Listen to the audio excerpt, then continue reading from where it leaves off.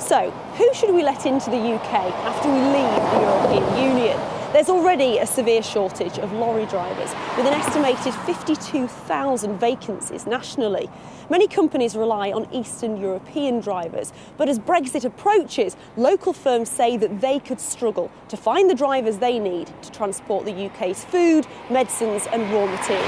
As Sarah Corker reports. They're the people who keep our shop shelves stacked, our parcels delivered and Britain's trade moving. Each year, the nation's lorry drivers travel thousands of miles to and from the continent. Normally I'm in France at least once a week. But across the UK, there's a severe shortage of truckers. There's so many people retiring. There's not many coming into it, nowhere near the amount, and I don't know what they're going to do, really. For more than a decade, Eastern European drivers have helped to fill vacancies, but now Brexit is beginning to bite.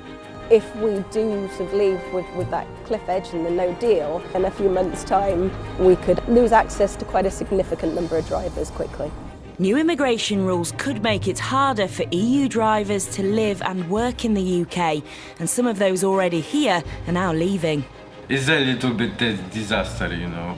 You don't want us anymore in the UK.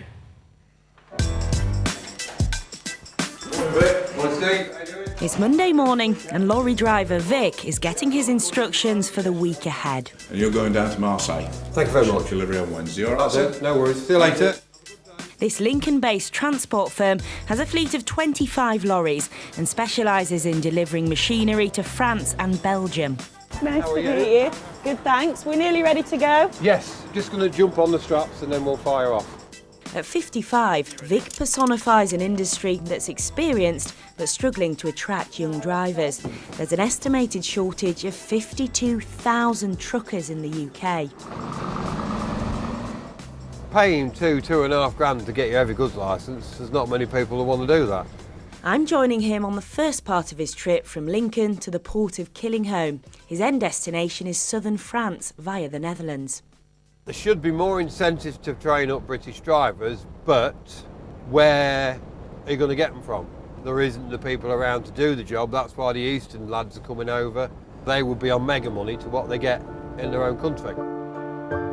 60 miles away in Normanton in West Yorkshire, another lorry driver, Piotr, is at the start of a very different journey. I've got a few things upstairs. After 12 years in England, this is his last day in the country. He's heading back to Poland. A little bit sad, but I know I will be happy when I go back. Since the EU referendum, he says he no longer feels welcome in the UK, so he's packing up for the final time. Since Brexit, the pound really go down.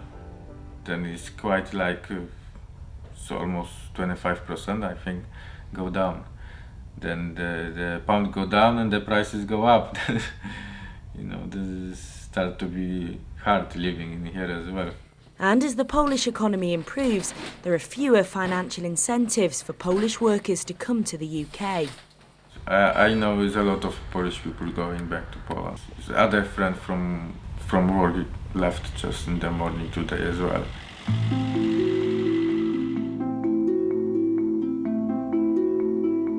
At the moment, people from across the EU have the right to live and work here without restriction, but Brexit means that will come to an end.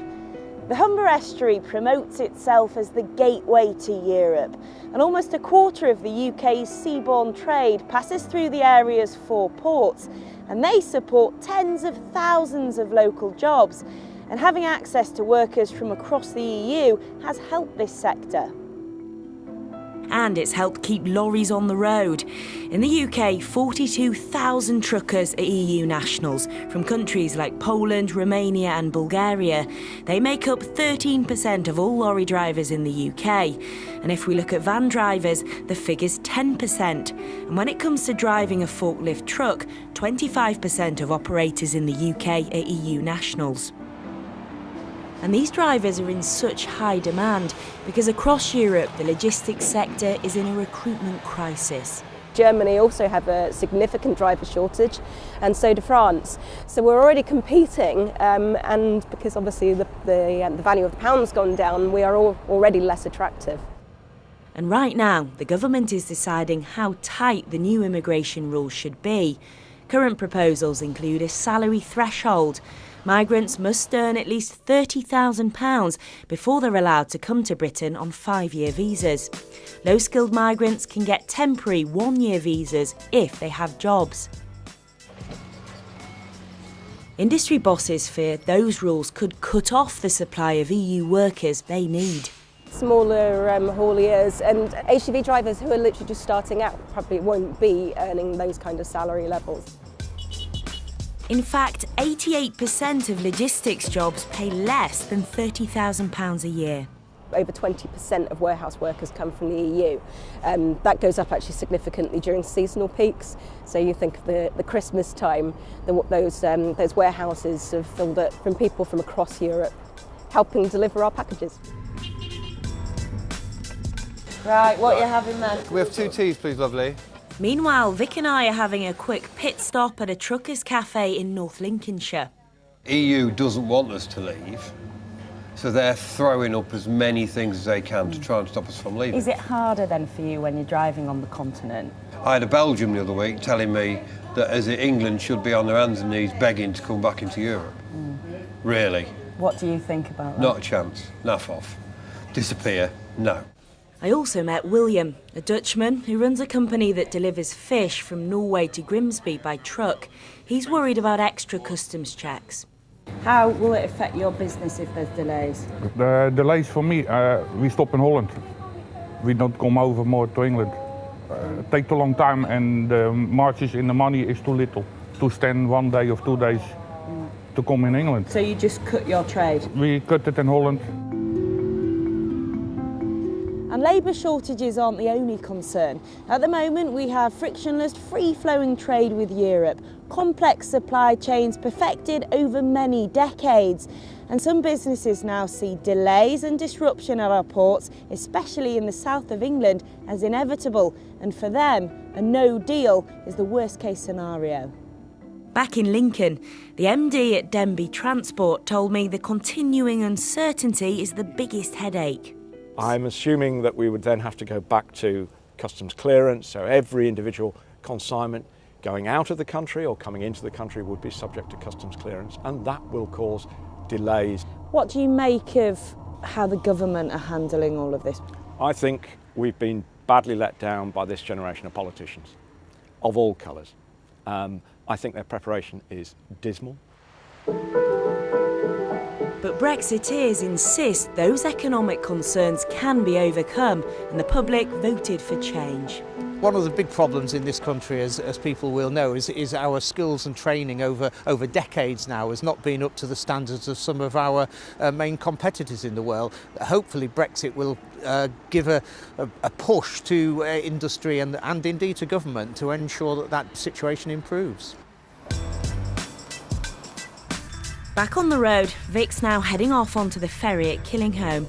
And despite the obvious challenges that Brexit poses for his industry, he explains why he voted out. I want England to be great again, and we're not. We're under EEC regulations. They're telling us how to run a country. It'll be better for the kids. They're not thanking us for it now. We're all a bunch of idiots. We don't know what we're on about. We've ruined it for them. They'll never be able to go on holiday to Spain or France again. Shut up, you idiots. This is the biggest shake-up of the immigration system for decades.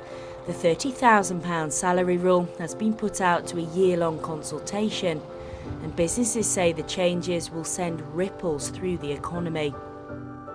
At the Port of Hull, with a heavy heart, Piotr says farewell to his life in England. They can only come over here if they can get a good job, because if they coming to work in a factory or warehouse, I don't think so it's any point to come to England. I think the Brexit will change everybody's life.